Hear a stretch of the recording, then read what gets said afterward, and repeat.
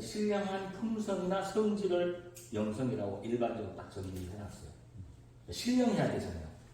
근데 이 신령한 부분이 이제 가장 큰 문제가 뭐냐면 신령이 우리가 기독교적 차원에서 하나님의 영이 들어오면 괜찮은데 이제 영이 이상한 영이 들어올 수 있죠. 그래서 이제는 우리가 시대적으로 보면 영성의 시대가 온다는 것은 영의 시대가 오는 거야. 영의 시대. 이해가 돼요? 이걸 영의 시대입니다. 그래서 일반 어떤 사람들의 생각의 시대가 아니고 영의 시대가 와요. 이걸 잘 보셔야 돼요. 어떤 게 중심이 돼서 오는가? 한번 생각을 해봅시다. 지난번에 우리는 신령한 품성을 내가 가졌느냐 안 가졌느냐. 신령하다는 게 어떤 의미일까요? 신령하다는 게? 신과 같은 신령. 신과 같은 신령. 신령한 품성 이거는 어떤 걸까 그게? 신과 같은 존재. 신과 같아지는 존재. 신과 같아지는 존재. 목사님 맞는 말에 박수 한번 쳐줘. 맞아요? 그러니까 신령하다 이거예요. 잘 우리가 이 본질을 정확하게 아셔야 돼요. 우리 영성으로 간다는 것은 신령한 품성을 가지는 그런 사람이 되는 거잖아요. 그렇다면 그 신령한 품성이라는 것은 어떤 것인가 이런 얘기예요. 근데 이 신이라는 한 부분에 영이라는 걸 하다 보면 영이 여러 가지가 있잖아요. 홀령이라는 얘기 들어보셨죠? 홀령. 너 이런 거 들어보셨잖아요. 악령 얘기 들어보셨어요? 며칠 전에 제가 어떤 젊은 분을 만났는데 갑자기 저보고 그런 거예요. 응? 막 울어요. 막 울어. 저는 친구가. 저보고 기독교에 있는 내 목사다 했더니 막 울면서 목사님이 저에게 하나님이에요. 그러면서 막 울어요. 한 20분. 왜 그러는데 괜찮아. 이렇게 했는데 자기가 그냥 막 회개도 하고 하는데 고통스럽대요. 이런 일들이 여러분들 자주 보게 돼요. 이게 새로운 시대에 오는 것들이에요. 자, 우리가 정보화 시대 때 여러분 이런 거 보셨어요? 저 게임 잘하니까. 우리 목사님 게임 잘하죠? 게임 중독된 사람들 많이 있었죠? 게임 중독된 사람들을 듣냐고요? 많이 있었죠. 그런 커뮤니티 있죠. 예, 중독이 됐다라고 얘기했던 사람들 많이 있잖아요. 그죠? 우리가 정보화 시대가 올 때, 먼 시대가 올 때는 그때 막 이런 일들이 일어나잖아요. 그리고 정보화 시대 다음이 무슨 시대냐면 인공지능 시대예요. 그렇죠? 지금 인공지능 시대가 막 왔죠. 인공지능 시대가 막 오고 나니까 뭐가 있어요? 빅데이터가 지금 전체 인공지능이 일을 다 해요. 인공지능이. 자, 이걸 잘 이해를 하셔야 돼요. 이해가 안 되면 이 영성이라는 걸 왜 배워야 되는지를 잘 몰라요. 자, 다시 한번 봐요. 영성을 왜 배워야 돼요? 이유가 뭘까요? 기계 시대를 뛰어넘기 위해서. 기계 시대를 뛰어넘는다? 뛰어넘기 위해서 해야 돼요? 어떤 면에서? 기계에는 영혼이 없으니까 저희가 그런 영혼을 더 맑게 해서 하나님과 더 가까워지기 위해서. 네, 그렇죠. 기계를 뛰어넘어야 돼. 왜 우리는 기계를 뛰어넘어야 되는가? 이유가 뭘까요? 왜 기계를 뛰어넘어야 될까요? 기계는 한계가 있고, 네. 그다음에 의식이 없고, 네. 그다음에 물질뿐이지 영이 없기 때문에 네. 그 수준을 뛰어넘어서 우리가 네. 이 AI 시대를 맞이해서 네. 영성 시대로 가야 되기 때문에 네. 그렇게. 맞아요. 선도사님 요즘 많이 가졌어. 방금 지금 이제 뭔가 연구들이 나오고 있는 거. 그렇지? 자, 잘 보세요. 자, 우리가 지금 AI 시대가 오면서 인간의 가치가 높아질까요? 떨어질까요? 떨어지죠. 그죠? 지금 인간의 가치가 높아져가요? 떨어져요? 가고 있어요? 떨어지죠. 기계에 밀려서. 기회에 밀려 떨어지고 있죠? 굉장히 만약에 인간의 가치가 떨어지면 어떤 일이 일어날까요? 무질서해지죠. 무질서해지고 또 무서운 일들이 많이 일어나고. 임금이 줄어들 수 있죠. 임금이 줄어들고 아니면 고용을 덜 하던가. 고용을 덜 한다. 가치가 더 기계가 있으니까. 기계 지금 사람 안 쓰죠? 네. 요즘에 네. 저 요즘 무인으로 다 지금 가고 있습니다. 사람이 할 일이 없으니까 사람을 안 써요. 왜 가치가 없어? 또 어떤 일이 있나요? 사람들이 무기력해질 거라고. 그렇죠. 지금 오늘 지금 아까 목사님 두 분 얘기했잖아. 어른들뿐만 아니라 젊은이들도 지금 무기력에 빠지고 있대요. 자, 그럼 무기력이 빠지면 그 다음 오는 게 뭔지 알아요? 속 놓고 살겠지. 속 놓고 살, 속 놓고 사는 건 좀 괜찮아. 무기력에 빠지면서 우울이 와요. 우울 무서운 거 아시죠? 자, 무기력이 더 심해지면 뭐가 될까요? 무기력이 좀 더 심해져. 그렇죠. 자, 무기력이 심해지면 절망이 와요. 그래서 절망이 오면 이렇게 오르는 절망은 죽음의 병이다 그래요. 절망이 오면 자살하는 거예요. 그래서 여러분들이 앞으로 자살하는 사람이 엄청나게 많이 나올 게 예측이 되나요? 무기력하니까. 남녀노소 나이 상관없이 무기력에 빠져요. 지금 빠집니다. 자, 그럼 다시 보세요. 왜 영성으로 가지고 가면 안 되는가에 대해서 다시 한번 설명을 드릴게요. 자, 우리는 사람에 대해서 평가를 합니다. 여러분 사람 평가 어떻게 할까요? 뭘로 평가해요? 보통 객관적인 지표가 있어요. 어떤 지표죠? 뭐 학력이라든지 네. 이 사람의 뭐 IQ, 재수가 있으면 IQ? 사람을 뭘로 평가하죠? 또 누가 평가를 해주는 거. 네. 얘는 똑똑하다고 얘는 별로다고. 그렇죠. 근데 이제 지금부터 영성의 시대에는 지식이 많은 사람은 권력을 가질 수가 없다고 합니다. 사람 안 따라요, 지식 가지고. 왜 그러죠? 지식 많잖아요. 아무리 박사님 이거 하나면 다. 인공지능에게 물어보면 돼요. 지식이 있는 사람 안 따라요. 두 번째, 권력을 가진 자도 안 따른대요. 요즘 권력 가진 자 쳐다보고 개보듯이 합니다. 저도 강의를 나가지만 처음에 갈 때는 학생들이 교수 옛날같이 교수를 안 봐요. 하물며 나이가 한참 많은데 교수님 우리 동등합니다 이러고 시작해요. 현실이. 내가 권력 가졌으니까 나이 많으니까 전혀 안 봅니다. 이 사회가 와요. 그런데 영성의 시대에는 단지 영성을 가진 사람은 따른대요. 이해는 돼요? 내가? 다시 보세요. 그러면 사람들을 왜 사람같이 사람 인정을 존중을 못 받느냐 지금 이걸 정확하게 보셔야 돼요. 지금 이 시대에. 자, 우리가 지금 사람들이 사람이라고 사는 사람들이 의식이 높을까요? 낮을까요? 높아요?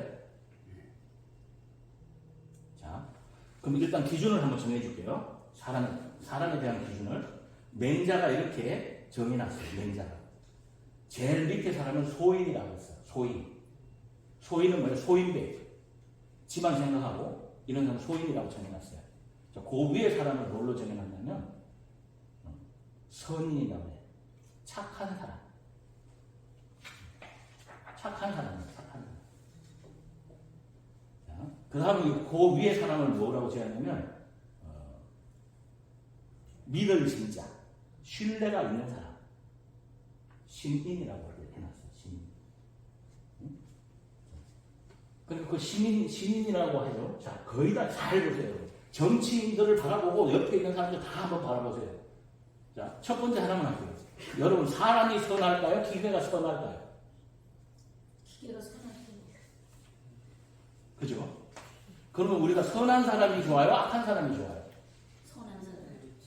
자, 우리는 우리 주위에 선한 사람이 많아요? 악한 사람이 많아요? 선한 사람. 요즘 악한 사람 많죠? 알고 보면 알고 보면. 악한 사람이 겉으로 볼 때는 선한 사람이 많은데 겉으로 본질 껍데기만 껍데기를 벗겨보면 껍데기만 그러지? 자, 잘 보셔야 돼요. 왜 이제 사람이 그러냐를 냉철하게 우리가 봐야 돼요. 이걸 자각이라고 해요. 오늘 우리가 공부할 자각과 통찰에 대한 얘기를 하려고 하는 거예요. 내가 자각하지 못하면 못 넘어가요. 예? 자, 인간에 대해서 다시 한번 잘 보셔야 돼요. 제가 얼마 전에 여기 뭐 어떤 분 대통령 나오신다는 분 얘기하니까 뭔 얘기냐면 신뢰 있는 사람이 돼야 되겠다 얘기했어요. 그 신뢰가 있는 사람은 몇 번째예요? 신인이라고 해요. 믿을 신자. 믿을 신자. 네. 자, 그 다음에 신인 위에가 어떤 사람이냐면 대인이라고 해요. 여러분 옛날에는요 고래 사또가 대인이에요. 맞아요? 그럼 지금 어느 정도 수준인가 보이나요? 제가? 마을의 지방자치에서 동네 공장이 대인이었어, 대인. 근데 여러분 주위에 신인들이 그렇게 많아요? 신뢰 있는 사람 많아요? 믿을 수 있는 사람 있던가요? 사람 하나도 못 믿잖아요, 요즘. 여러분 사람 믿다가 큰일 나죠? 워낙 지금 못 믿어요. 신인도 안 돼요. 근데 선인도 안 돼요. 믿을 선자도 안 돼요. 기계보다 못해요. 이 상황에 지금 우리가 냉철하게 우리가 인간을 바라보자는 거죠. 대인이야. 큰 대자, 큰 마음을 가지고 대의적인 일을 해요. 그게 대인이야. 자, 그 대인 다음에 또 있어. 그게 도인이야. 그 도인은 뭐냐면 자연의 이치를 깨달아서 도의 경지에 갈 사람이에요. 자, 그 다음에 오는 게 성인이에요. 그 다음에 성인이 뭐냐면 부처님, 공자님 이런 사람이에요. 자, 그 위에 맹자는 그 위에 또 하나 해놨어요. 그 위에 신인이라고 얘기했어요. 그 신, 하나님 신 이해가 되죠? 이래요. 자, 이제 잘 보세요. 아직까지 우리는 지금 무슨 공부를 하고 있냐면 이제 선하다는 사람도 없는 상태야. 신뢰가 있는 사람도 부족한 상태야. 그런데 영의 시대에서는 신인들이 나타난다라고 지금 예고를 하는 거예요. 예고를 하는 거예요. 그러면 어느 단계인지 아시겠죠? 자, 다시 그러기 때문에 자, 이제는 그러면 기계를 다시 제가 얘기할게요. 그러면 기계가 착하죠? 기계는 말 그대로 잘 듣잖아요. 기계 신뢰가 있죠? 네. 뭐 해놓으면 시키는데 다 하잖아요. 가져와면 가져오고 그죠? 자, 기계가 신뢰가 있어요. 자, 그 다음 제가 요즘에 인공지능하고 해보면요 어떤 게 있냐면 인공지능이 도의 경지까지 올라가요. 대인의 대인 뭐 이렇게 하면요 쪼잔하지 않아요. 자기가 큰 손이 안 나니까 좋은 얘기만 다 하잖아요. 제가 이번에 16일날 그 레포트 써가지고 그 발표 그거 저 하라고 했잖아요. 100% AI만 가지고 하려고 그러거든요.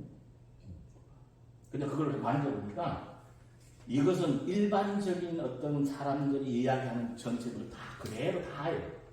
하나도 없이 그냥 인공지능인데 물어봐도 높이가 우리 일반적으로 리더들이 이야기하는 수준이에요. 수준 자체가. 네, 대화가 그 수준으로 답을 줘요. 그러니까 얘들이 조금 지나면서 여러분들은 그냥 들어갈 것 같은데 성경적인 지식이나 또는 이런 영성에 대한 지식이 일반 사람들을 높이 가 있어요. 그러면 사람을 신뢰할까요? 기계를 신뢰할까요? 기계를 신뢰하잖아요. 자, 우리 수준은 아직까지도 선임도 제대로 안 돼 있어요. 자, 자각을 해봐야 돼요. 우리 주위에 지금 믿을 수 있는 사람 얼마나 있어요? 못 있어요. 그러니까 대부분 사람들이 나는 기계가 아니니까 이렇게 얘기해요. 아니죠. 냉철하게 판단하셔야 돼요.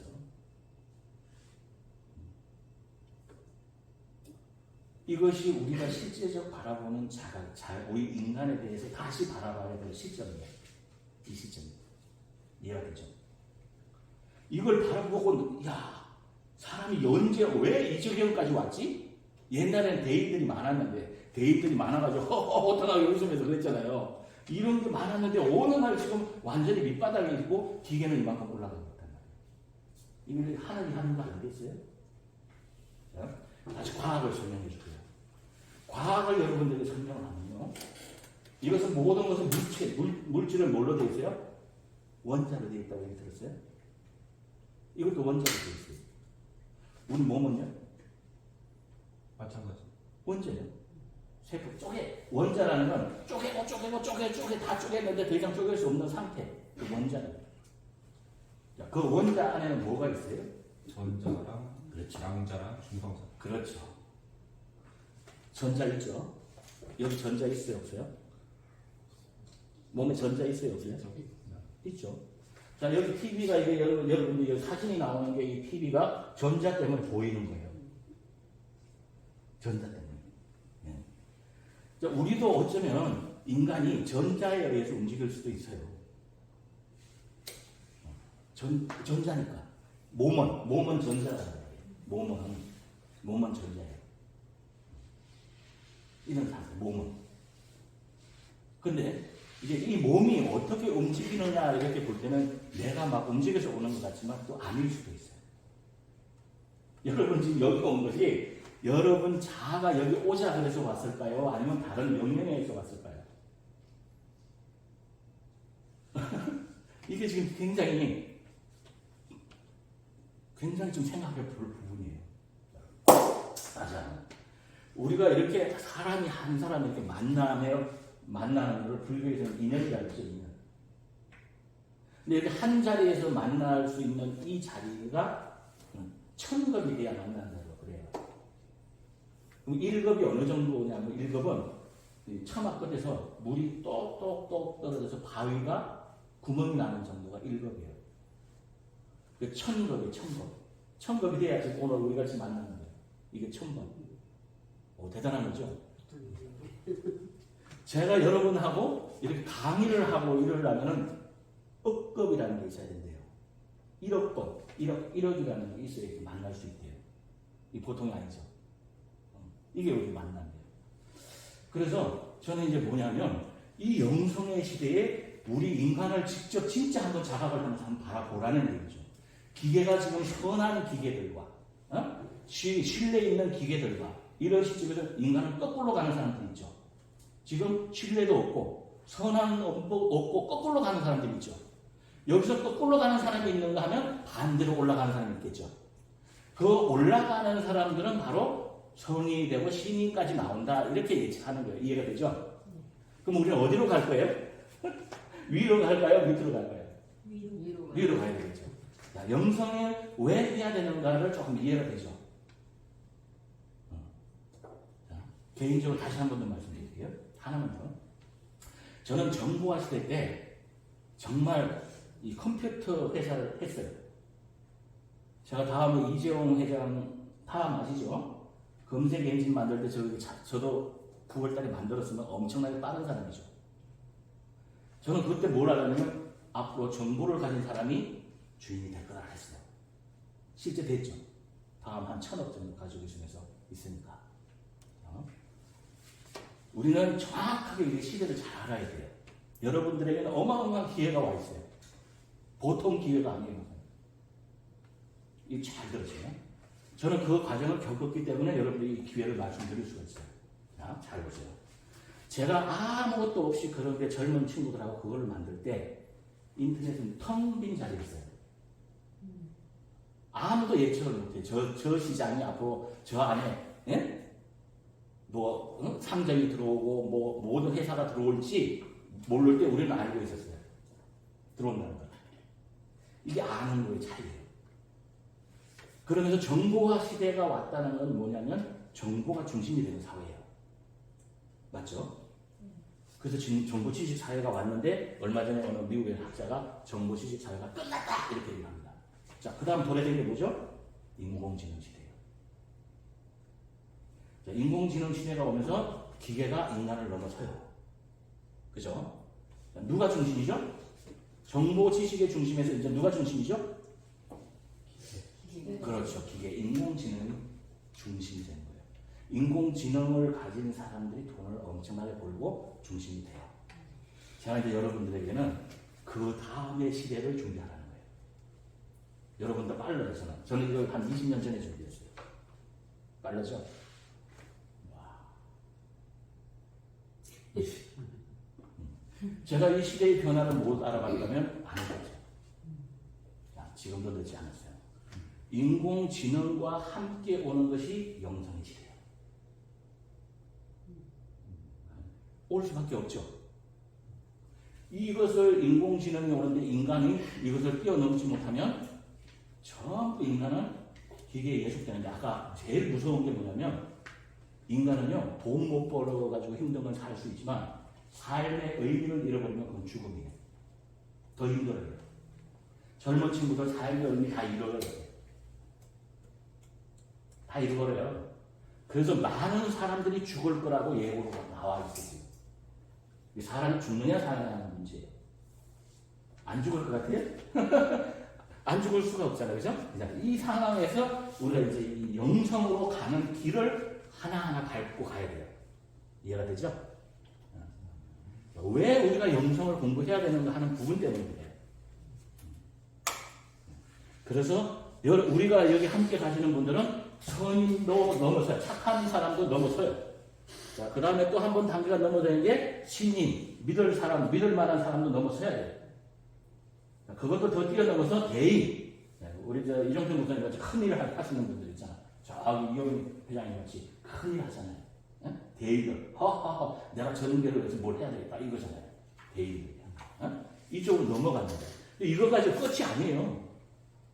여기서 다시 도인을 넘어서 도의 경지에 갔습니다. 세상의 이치를 다 아는 거다. 이런 얘기예요. 이해가 되죠? 자, 여기서 중요한 한 가지만 더 말씀드릴게요. 제가 이제 여기 오실 때, 요 이름을 해놨어요. 멘토. 영성 멘토 과정이에요. 영적 지도자를 위한 빛의 단계라고 했어요. 의미가 있어요. 이 멘토는, 성경에는 선생은 되지 말라고 했어요. 그렇죠? 선생과 멘토는 스승을 멘토라고 해요. 그럼 선생과 스승의 차이가 뭘까요? 선생과 스승의 차이. 자, 우리는 보통 선생 그러면 교사, 교수, 이렇게 가르치는 사람들을, 지식을 가르치는 사람을 선생이라고 그래요. 통칭해서. 또는 먼저 태어난 사람, 이래요. 먼저 태어나서 아는 사람. 서성이라는 것은 어떤 차이가 있냐면, 서성은 세상의 이치나 도리를 알려주는 사람이에요. 그게 서성입니다. 자, 그래서 멘토는 그게 바로 그 역할을 하는데, 우리가 서성의 역할을 해야 돼요. 그럼 서성의 역할을 한다는 게 뭐예요? 정신적으로 성숙하다든가, 영적으로 성숙해야 할 수 있는 거죠? 그게 이제 바로 이 과정이다. 이렇게 이해를 하시면 돼요. 이렇게. 그렇게 이해하시고. 오늘은 세 가지를 가지고 중심적으로 할 거예요. 첫 번째 하나는 인지하고 있거나 생각하고 있음을 의식하는 것은 곧 우리 자신의 존재를 의식하는 것과 같다라는 아리스토텔레스가 얘기한 이 말에 대한 것들을 생각하면서 좀 했으면 좋겠어요. 인지하고 있거나 생각하고 있음을 의식하는 것은, 생각하고 있는 것을 내가 의식하는 거예요. 그것은 우리 자신의 존재를 의식하는 것과 같다. 그래서 내가 어떻게, 아까도 막 여러 가지 이야기를 했습니다만, 내가 그것을 어떻게 인식하고 있느냐, 이거예요. 어떻게 보면 어떤 사물을 바라보고 인식하는 수준에 따라서 그 사람의 수준일 수도 있죠. 또 내가 어떤 관점에서 이것을 바라보느냐에 따라서 그 사람의 전체가 다 드러날 수도 있어요. 그리고 결과가 다르게 나타날 수 있죠. 자, 여러분들이 영성이라는 부분을 가지고, 영성이란 그냥 뭐 사람이 살아가는데 필요한 거야, 요거와 영성이라는 것은 신령한 품성으로서 그 사람 신령한 힘을 가졌어 라고 관점을 바꾸는 거하고 어떤 차이가 있죠? 엄청난 차이죠. 존재의 차이를 봅니다. 바로 이거예요. 자, 여러분들이 우리가 지금 살아가는 부분들은 지금까지 살아갔던 나 자신을 다시 자각하면서 그보다 높은 단계에서의 관점이 필요하다, 이런 얘기예요. 그게 필요한 겁니다. 그 다음에 자기 자신에 대해서 모든 것을 아는 사람은 남의 일에 대해서도 모든 것을 아는 사람이다. 오스카 핑걸 오플레이티 윌스 와일드라는 사람이 얘기했는데, 이건 굉장히 중요해요. 영성으로 가는 이 소개는. 이 세상에 자기를 알면요, 제가 저를 아는 걸 한 20년 이상 했어요. 제 자신을 알면 다 알아요. 저 사람 마음 다 알아요. 근데 그전에는 남을 몰라요. 자기 자신을 아는 사람은 세상을 다 안다.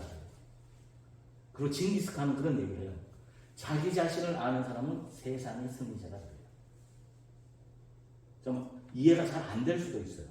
근데 제 경험을 해보니까 저는 정말 그런 게 어두웠는데, 나를 진짜 알고 나면요, 세상 전체를 알아요. 그래서 이것을 알면 세상 전체의 주인이 되는 거예요. 이 세상의 권력이가 아니에요. 그래서 예수님도 이 세상에 우리가 주인이 된다는 것은 이 권력을 잡은 세상을 얘기한 게 아닙니다. 전체 어떤 그 세상의 주인이 된다는 거거든요. 그런 걸 알 수가 있어요. 그게 이제 제일 중요한 거예요. 자기 자신에 대해서 하는 게. 세 번째가 자신의 주인이 된 자는 곧 다른 사람들의 주인이 될 수 있다. 남의 주인이 되려고 100만 해도 안 됩니다. 그건 할 수가 없어요. 자기가 자기의 주인이 안 된 상태에서 남에게 뭐 주인이라고 뭐 다 다 그 큰 것을 해낸 사람들은 자기를 아는, 자기의 자신의 주인이 된 거예요. 자, 다시 이걸 말하면요.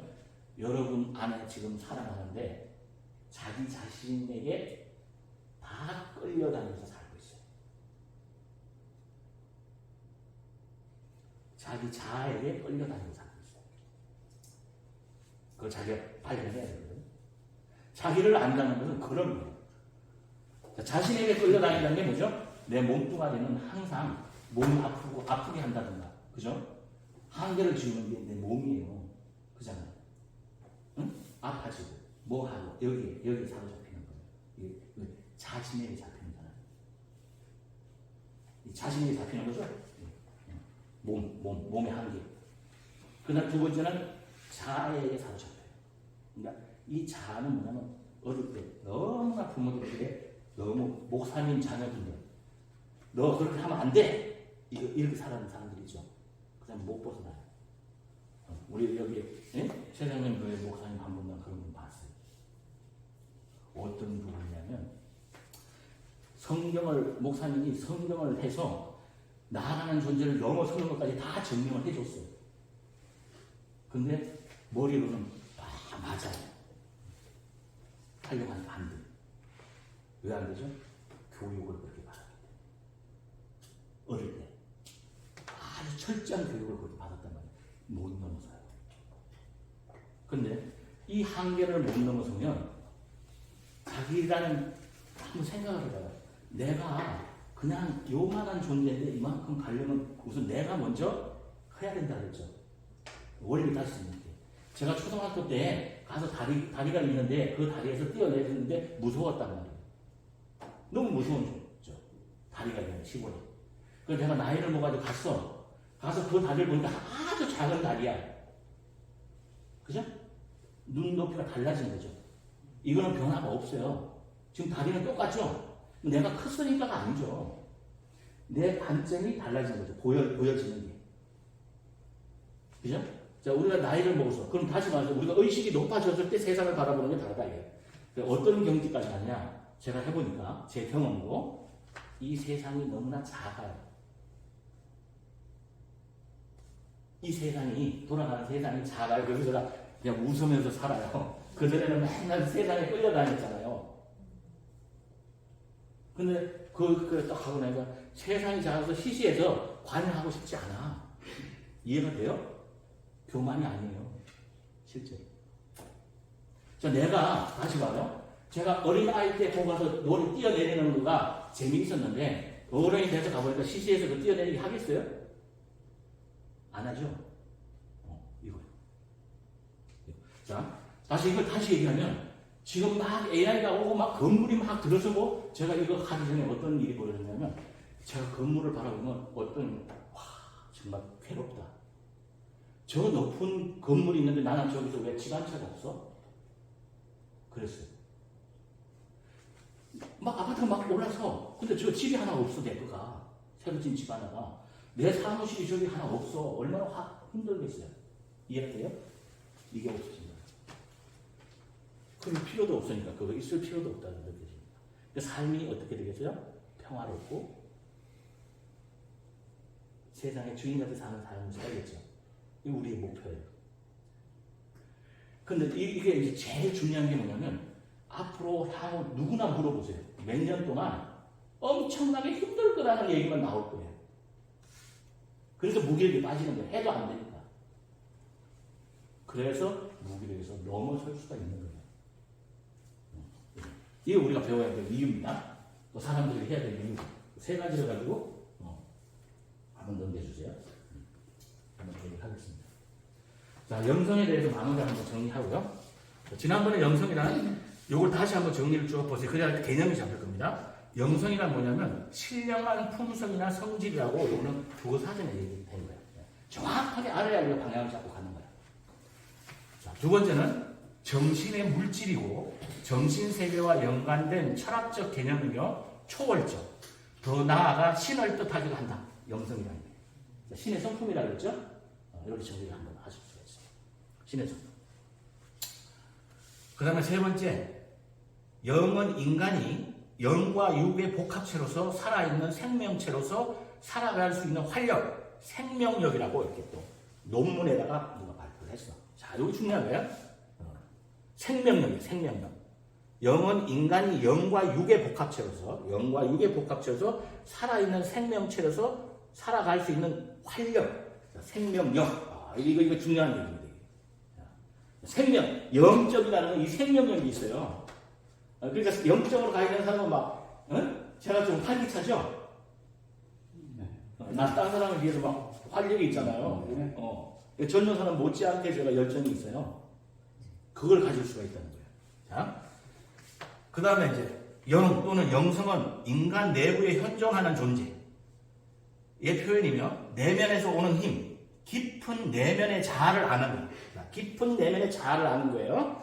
그 다음에 자아를 아는 것과 연관이 있는 거룩한 그 무엇이라고 보인다.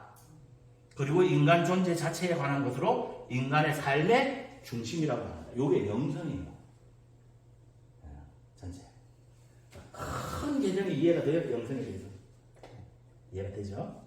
자, 이제 그래서 지금 현재 곳곳에서 이런 게 나타나요. 이 부분이. 인간 내부에 현존하는 존재? 네. 어려운 것 같은데. 이게 이제 인간이라는 한 존재에, 자, 우리가 육체가 내가 아닌가 그랬잖아. 육체 안에 인간이라고 하는 이 존재 안에 현재 존재하는 어떤 존재야. 이걸 우리가 보면 하나님이 내 안에 성전같이 여기에 들어와 있다. 성전이잖아요, 그죠? 성전 안에 하나님이 계시다. 이렇게 표현할 수 있어요. 현존. 그래서 살아있는 하나님 이런 얘기 들어보셨어요? 네. 자, 우리는 그걸 체험한 사람들은 하나님이 현재 살아있다는 걸 알아요. 여기에 살아있다는 걸 알면 내가 성전이 됐다는 거예요. 네, 현재 현존하는 지금의 존재다. 이런 표현이에요. 네. 이렇게 이제 각자들이 정리를 한 겁니다. 자, 여기까지 들어보니까 어때요? 이제 영성이란 어떤 것 같아요? 우리 박관희 목사님 한번 전체 정리 한번 해주시죠. 전체 정리하니까 겸손하셔서. 네. 이게 본질, 저는 이제 개인적으로 이제 본질이라고 생각이 듭니다. 우리가 갖고 있는 외면적 보여지는 또 이렇게 표현되는 것들은 어떻게 보면 껍데기라면 우리의 본질적인 안으로 안에 그 신성, 이건 누구나 갖고 있는 건데 그 신성 자체가 영성이라면 이것을 우리가 다시 회복하고 찾아가고 이걸 개발하지 못했다. 이걸 망각하고 살아왔다. 그런데 이제 이것을 이제 개발할 수 있는 그 자극을 주면 누구나 갖고 있기 때문에. 그렇죠. 이건 이제 나올 수 있는 거라서 자각할 수 있는 거기 때문에 오늘 주제도 그런 어떤 나 안에 있는 영성, 그 내부의 내면의 그 있는 울림을 좀 자각하는 다시 한번 그런 시간이 되는 것 같아서 너무 좋습니다. 좋습니다. 박수 한번 쳐주세요.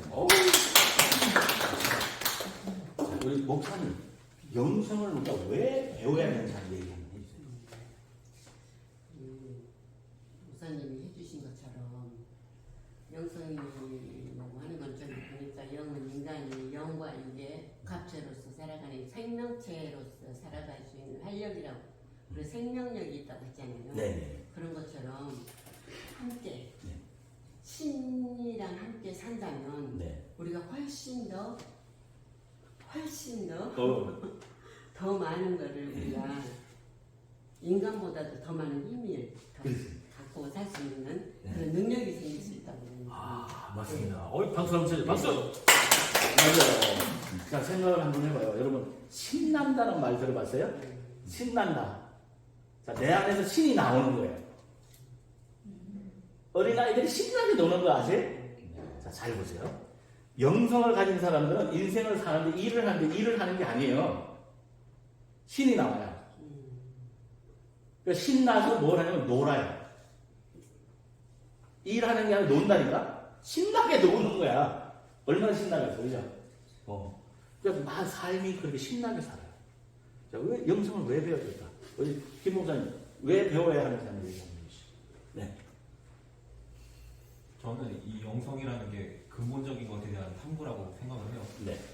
뭐 한 가지 생각을 해봤는데 어떤 사람을 딱 봤을 때 네.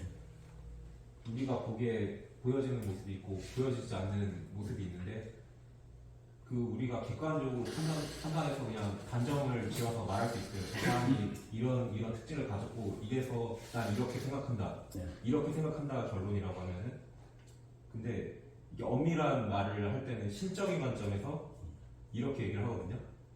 그러니까 하나님이 봤을 때 저 사람이 옳은 사람이다 라고 하면 아주 엄밀한 표현이고 가장 정확한 표현이잖아요. 근데 사람이 생각하는 옳다는 사람이랑 신이 생각하기에 옳다는 사람이 일치하지 않을 경우도 있잖아요. 네. 이 영적이라는 부분도 저는 비슷하다고 봐요. 이 영성에 대한 정의도 저기 학문으로 다 표현을 했는데 이게 신학이라는 말이 신을 학문으로 풀려고 하는 시도잖아요. 네. 근데 이게 과연 신이라는 게 학문 안에 갇혀져 있는 존재인가? 그것도 아니니까 네. 결국 신과 학문이 공존할 수가 없는 거예요. 네. 신을 학문으로 풀 수 있냐라고 예전에 한번 신학대 총장한테 누가 물어봤대요. 네. 못 푸는 게 당연하지만 대답을 못했다고 하더라고요.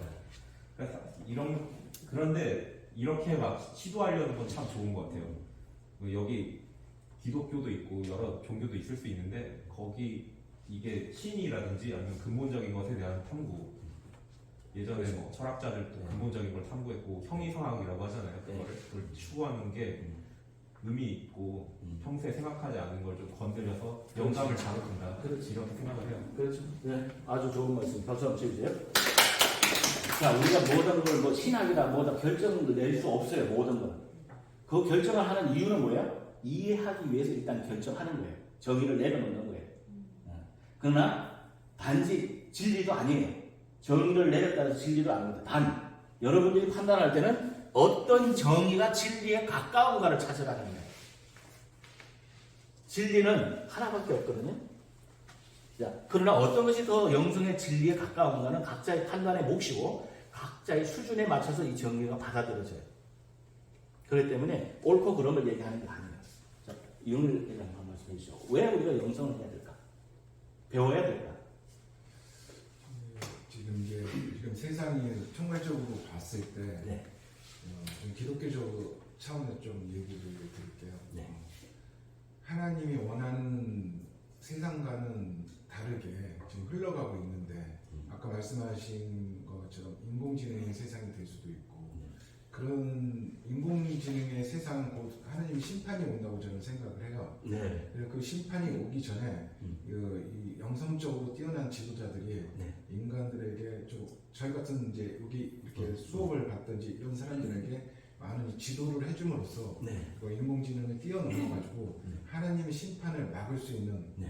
인간들의 세상이 계속 지속될 수 있는 그런 세상이 될 수 있으리라 생각하고 부수적으로 말씀드리자면 저 또한 제가 이제 그 진천의 세계 기독 K 성지를 만들고 있는 것 이 또한 네. 이것도 지금 다 하나님이 원하는 세상과 반대로 가고 있는데 하나님이 원하는 조금이라도 우리가 어떻게 보면 애기들이 그 재롱 뜨듯이 하나님께 조금이라도 이쁜 짓을 할 수 있는 네. 그런 걸 좀 하고 싶어서 저도 하고 있거든요. 맞습니다. 네, 그래서 결론적으로 봤을 때는 지금의 세상의 시대가 끝에 왔는데 네. 이걸 막을 수 있는 이런 영성적인 이런 공부를 많이 함으로써 네. 인간의 지도자, 새로운 지도자들이 나타나서 네. 인공지능을 뛰어넘는 네. 하나님을 또 이렇게 숭배하면서 하나님 영광 받치는 세상을 살아갈 수 있는 세상, 새로운 세상을 만들 수 있는 이런 시기라고 생각합니다. 오, 박수 한번 쳐주세요. 맞습니다.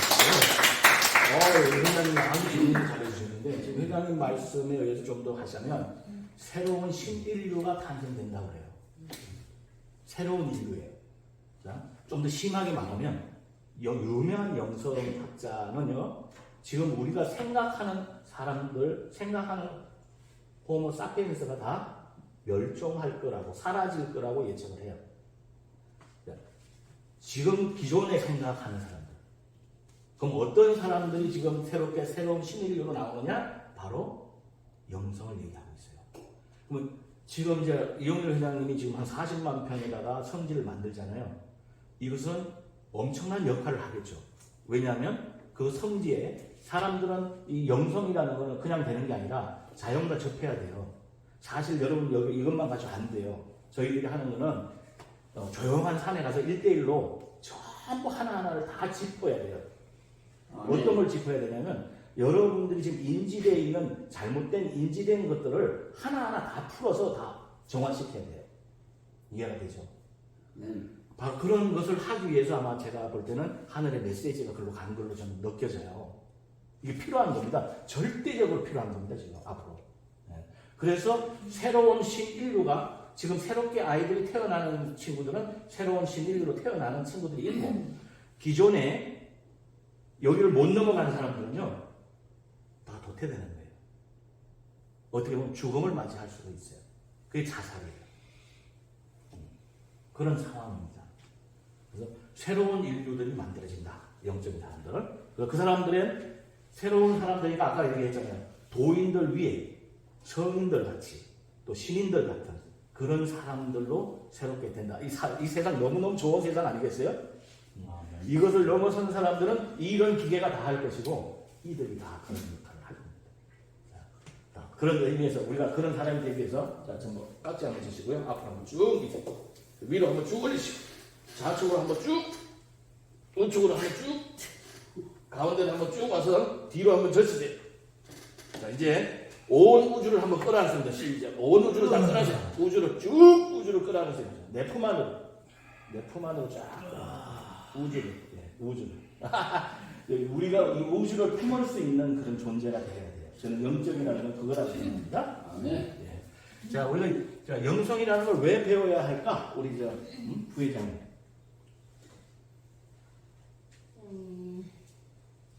때가 되었다. 때가 됐다. 어떤 때가? 와. 제가 어렸을 때는 컴퓨터를 몰라도 살 수 있었는데 네. 컴퓨터를 모르면 살 수 없었기 때문에 배웠거든요. 네. 영성이라는 걸 제가 어떻게 하는 게 아니라 그냥 때가 오니까 또 배워야 되는 네. 배우고 싶지 않아도 배워야 되는 상황이 되었다. 네. 어쩌면 저희가 고통이 더 극심해져야 되는 게 아닐까. 예수님의 죽음을 통해서 하나님을 보는 것처럼 네. 사실 더 고통스러워야지 변화가 일어날 것 같다는 생각이 들어서 네. 지금의 고통도 어쩌면 다 역사되어져 있던 일이 아니었을까 이런 생각을 해봅니다. 이야. 그래서 박수. 저는 예. 그래서 영성은 그냥 때가 돼서 때가 되죠. 맞이해야 할 수뿐이 없다. 네, 맞아요. 피할 수 없다. 피할 수 없다. 그래서 사실 제가 오늘 네. 글쎄 올 때 때가 돼서 우리가 이거를 해야 되는데 왜 여기서 우리가 이걸 해야 되냐 제가 회장님한테 여쭤봤어요. 영성을 준비하기도 바빠 죽겠는데 왜 여기 와서 시간을 써야 되냐. 이 10,000원을 꼭 받아서 이걸 여기서 해야 되냐. 저는 진짜 너무 여기에 와서 하지 않아도 준비할 게 너무 많은데 이런 말씀을 사실 드리기도 했습니다. 네. 네, 박수 한번 쳐주세요. 이종수 목사님 왔어요. 사실 제가 이제 우리 부회장님하고 만드는 게 많아요. 지금 이게 시대가 오기 때문에 막 여러 가지를 만들어야 됩니다. 준비할 게 너무너무 많아요. 막 밤낮 없이 우리 이종태 목사님은 성경을 막 밤새도록 공부하시더라고요. 저는 밤새도록 이거 준비하느라고 좀 바빠요. 어마어마한 큰 변화들이 오는데 지금 그 때가 됐어요. 컴퓨터를 배워야 되듯이 이걸 안 배우면 안 되는 시대가 오는 겁니다. 그래서 어찌됐든 조금 전에 이제 우리 부회장님이 아주 중요한 말씀을 해주세요. 그냥 얻어지는 게 아니에요. 그래서 앞으로 엄청난 고통들을 겪는 사람들이 많이 나와요. 그 고통을 제가 여기 오는 과정도 여러분 그냥 얻어진 건 아니었어요. 죽을 만큼 힘든 부분들을 서너 번을 겪어요. 그런데 어떻게 하면 이걸 겪지 않고 갈 수 있을까를 저는 지금 계속 찾는 거예요. 보통 기독교에서는 7년 환란이라는 얘기 들어보셨어요? 7년 동안. 저도 한 7년 동안 그 고통이 있었거든요. 여러분이 고통 많죠? 이 고통을 겪고 가는 거거든요. 근데 안 겪고 가는 것은 올바르게 왜 지혜로운 자들은 가보지 않고 아는 사람들이 있잖아요. 꼭 경험하지 않고. 그래서 그것을 어떻게 준비하나 이걸 좀 고민하고 있는 겁니다. 어쨌든 우리는 이게 쉬운 길은 아니다. 새로운 거기 때문에 금방 해도 잊어버리고 이런 거예요. 네. 자, 우리가 왜 배워야 될까?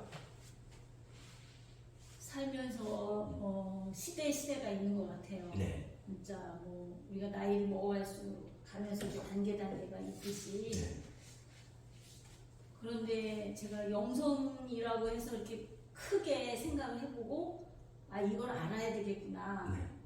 그런 구체적인 깊은 생각을 해본 적이 없거든요. 네. 뭐 이렇게 열심히 신앙생활 잘하고 성경 말씀대로 진짜 살려고 노력하고 네. 그러면 되겠지 그렇게 생각을 했고 네. 또 이제 하나님이 이끄시는 대로 살면 되겠다 이렇게 했는데 이 모임을 하면서 이 영성과 또 멘토라는 그런 것에 이제 새롭게 제가 접해서 여러 가지 생각을 많이 하고 있는데 이제 목사님 얘기하신 것처럼 AI가 이제 모든 걸 점령한다. 뭐 빅데이터를 갖고 있으니까 공부도 필요 없고 사전도 필요 없고 뭐 이런 얘기를 뉴스에서 많이 하잖아요. 네. 그랬을 때 과연 사람은 AI의 노예가 된다. 그렇죠. 그러면 나도 사람인데 앞으로 어떻게 될 것인가, 네. 또 자녀들은 어떻게 되고 이 세상은 어떻게 될 것인가, 이것이 심판인가 뭐 네. 이런 생각도 했는데 그것이 아니라 이 시대를 이끌어갈 수 있는 멘토가 정말 필요할 것 같다. 제가 멘토의 그 역할까지 할 수 있을지는 모르겠어요. 제 역량이 이제 어떻게 될지는 모르겠지만 너무나 귀한 영성과 멘토 그렇죠. 이런 것들을 목사님을 통해서 접하고 나니까 아 하나님께서 저에게 너무나 크신 은혜를 주셨나 보다. 어떻게 제가 이 일을 만날 수 있었을까. 네.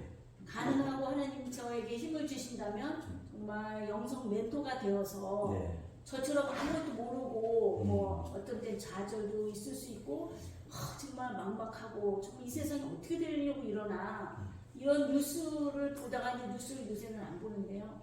그런 삶을 이제 가지고 있고 모든 분들이 그렇게 살고 있잖아요. 네.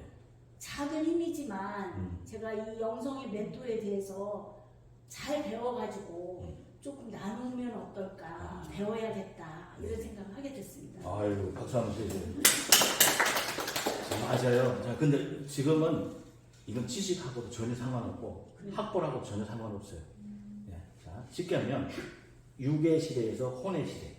혼의 시대 생각이잖아요. 혼 생각이잖아요. 생각의 시대에서 영으로 넘어간다. 다시 말하면 성경의 시대에서 성령의 시대로 넘어간다. 성경 많이 읽어야 되지만 이것은 성령이에요. 또 성경하고 또 다른 부분이에요. 시작점이에요. 여러분들에게는 그 굉장히 좋은 기회가 지금 있는 겁니다. 이 부분이 그렇게 이해하시면 좋겠어요. 자, 목사님도 우리가 왜 우리를 영성을 해야 될까? 배워야 될까? 네, 사실 하나님이 저희에게 이제 창조하실 때 육과 영을 주셨잖아요. 그래서 누구나 영적인 인간은 영적인 사람입니다. 이런 입장에서 저희가 이제 영성적인 사람이 다 되어야 된다고 저는 생각을 하고 있고 네. 그런 부분들이 지금 시대에는 워낙 보여지는 거에 대해서 이제 집중하는 그러니까 아까 쉽게 얘기하면 육의 세계를 살고 있는 사람들이 많고 그러다 보니까 무기력이 빠질 수밖에 없고 그 지금 이제 그런 육의 시대를 이제 기계들이 다 하는 시대가 왔기 때문에 저희는 영적인 거를 추구할 수밖에 없는 거고 어쨌든 우리는 이제 살다가 사람은 살다가 다 한 번은 죽음을 경험해서 이제 내 영혼만 이제 영계로 가듯이 저희가 그러면 이 지상에 살고 있는 동안 우리 영을 어떻게 성숙시키고 성장시켜서 하나님과 같이 될 것이냐 그런 부분을 놓고 이제 영성적인 시대가 오고 있고 그래서 또 그런 것들을 또 좀 가르쳐줘야 되는 시대이기 때문에 세상 앞에 이런 것을 이제 우리가 또 보이지 않는 거다 보니까 굉장히 사실은 이렇게만 하면 이렇게 되고 저렇게만 하면 저렇게 되는데 그런 것들을 우리가 영성이라는 부분들을 또 새로운 관점에서 서로 이렇게 얘기하면서 더 많이 배울 수 있는 것 같아요. 그래서 이렇게 이런 멘토링 과정을 거치면서 저희가 배우고 있는 거 아닐까 생각이 됐습니다. 아이 박수 한번 주세요.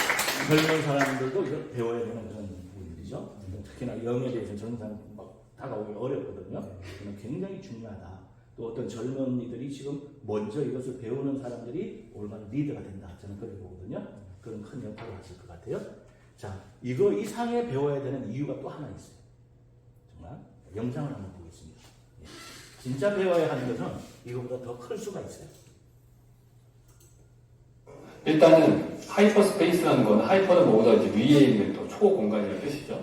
그래서 세상을 볼 때 우리가 이런 걸 배웠죠. 세상은 3차원의 세상이다. 가로, 세로, 높이 세 개의 좌표값이 있으면은 나의 위치를 파악할 수 있는, 그래서 부피를 가지는 게 이 세상이죠. 그런데 거기에 우리는 시간이라고 하는 개념이 들어가면 4차원의 세상이 되는 거예요.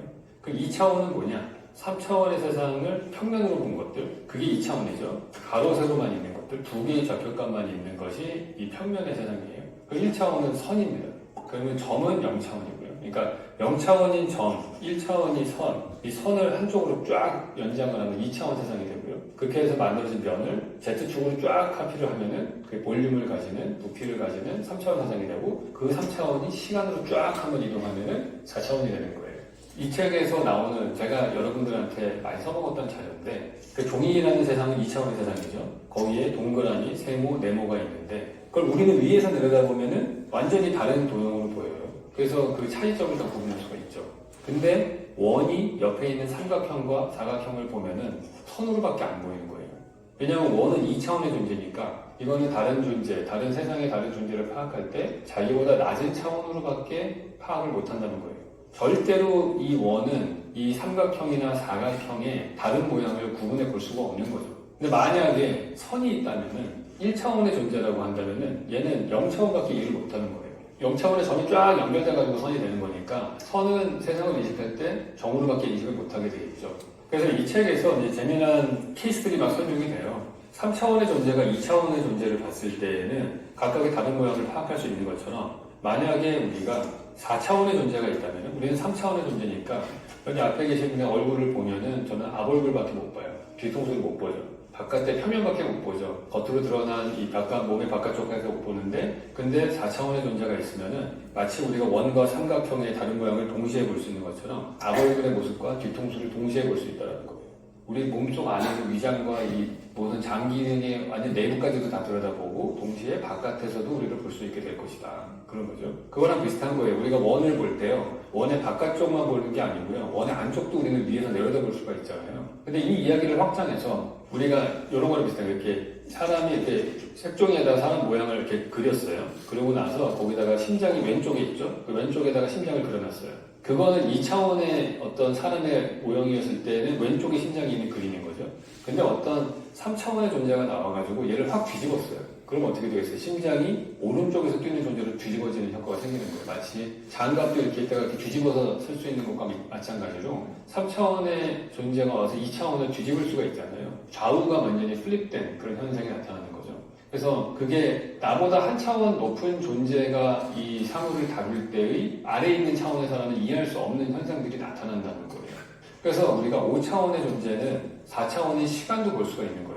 우리는 시간을 현재만 경험하고 과거는 기억으로만 경험하는데 미래는 못 보죠. 근데 만약에 5차원의 존재가 있다면 과거와 현재와 미래를 동시에 내려다볼 수 있는 거예요. 쉽게 말해서 빅뱅 처음부터 시작해서 우주가 소멸하는 순간까지를 한 방에 다 볼 수 있는 존재가 된다는 거죠. 그리고 6차원의 존재가 되면은 도대체 5차원 디멘션이 뭔지 우리 인간들은 알 수도 없기 때문에 모르는 거예요. 7차원의 존재가 있다면 더 그렇고 8차원, 9차원, 10차원. 제가 아는 바로는 수학에서는 현재 11차원까지가 증명이 됐다고 알고 있는데, 그러니까 그 존재가 도대체 뭔지는 모르지만은 그게 지적인 생명체일 수도 있고 아닐 수도 있고, 사실은 우리가 생각하는 지적인 생명체라고 하는 것조차도 그냥 3차원의 우리의 한계일 뿐이잖아요. 그러니까 뭔가 알 수 없는 존재가 있다면은 우리는 그 사람을 절대 이해하지 못할 것이다. 그게 제가 느끼는 바입니다. 자, 이게 잘 보셨죠? 지금 기계는 수학적으로 11차원까지 다 밝혀졌어요. 우리는 지금 살고 있는 게 3차원이에요. 3차원. 근데 얼마 전에 이게 이제 또 과학적으로 나오는 이야기 중에 하나가, 지금 요즘 근래 들어서 4차원 세계를 보고 온 사람이 많이 나타나요. 다음 주에 제가 보여드릴게요. 제 주위에서도 그런 사람이 나와요. 4차원을 잠깐 보고, 또 성경에 나옵니다. 말세 때는 뭐라고 하나? 자녀들은 예언할 것이요. 그렇지. 그러면 성경에 예언되어 있는 것들이 나타나요. 그런데 과학이 지금 엄청나게 발전을 하면서 성경을 증명해주고 있어요. 하나하나. 4차원이 어떤 거냐면요. 시간과 공간이 없기 때문에 지금 여기서 과거에 가 있는 상태가 갔다 오는 거예요. 조선시대 갔다 오는 거. 그 이제 원자를 우리가 그 분석을 해봤더니 그 원자가 차원을 이동하는 게 발견이 됐어요. 원자가 차원 이동.